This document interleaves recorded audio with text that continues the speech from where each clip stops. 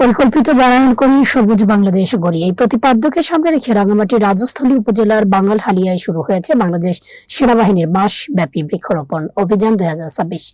কাপ্তাই জোনের উদ্যোগে আয়োজিত এই কর্মসূচির বিস্তারিত জানতে আমাদের senior staff reporter Mohammad Suman খানের পাঠানো তথ্য ও ভিডিও চিত্রে দেখুন বিস্তারিত।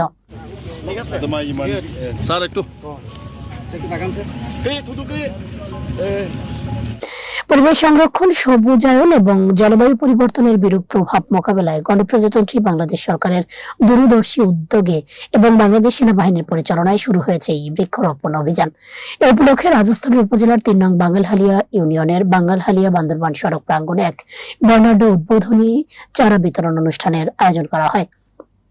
এই মহতী অনুষ্ঠানে উপস্থিত ছিলেন বাঙ্গালহালিয়া আর্মি ক্যাম্প অধিনায়ক সহ সেনাবাহিনীর ঊর্ধ্বতন কর্মকর্তাবৃন্দ।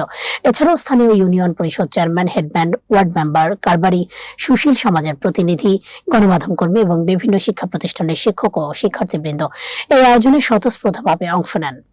অনুষ্ঠানের প্রধান অতিথি তার বক্তব্যে উল্লেখ করেন, বৃক্ষরোপণ কেবল গাছ লাগানোর মধ্যে সীমাবদ্ধ নয়, এটি পরিবেশের ভারসাম্য রক্ষা, জীব বৈচিত্র্য সংরক্ষণ এবং ভবিষ্যৎ প্রজন্মের জন্য একটি সবুজ ও বাসযোগ্য পৃথিবী গড়ে তোলার অঙ্গীকার। জলবায়ু পরিবর্তনের ক্রমবর্ধমান চ্যালেঞ্জ মোকাবেলায় তিনি সবাইকে নিজ নিজ অবস্থান থেকে এই কার্যক্রমে সম্পৃক্ত হওয়ার আহ্বান জানান। দেশের সার্বভৌমত্ব নিরাপত্তা রক্ষার পাশাপাশি পরিবেশ সংরক্ষণ, জনসচেতনতা বৃদ্ধি এবং টেকসই উন্নয়ন নিশ্চিত করতে বাংলাদেশ সেনাবাহিনী সবসময় অগ্রণী ভূমিকা পালন করে আসছে। বৃক্ষরোপণ অভিযান 2026 সেই ধারাবাহিকতার একটি উজ্জ্বল দৃষ্টান্ত। একটি সবুজ, সুন্দর ও সমৃদ্ধ বাংলাদেশ গড়ে তুলতে সেনাবাহিনীর এমন জনকল্যাণমূলক উদ্যোগ আগামীতে অব্যাহত থাকবে, এমনটাই প্রত্যাশা স্থানীয়দের।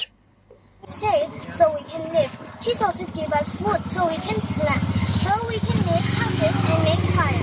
That's why we need to plant.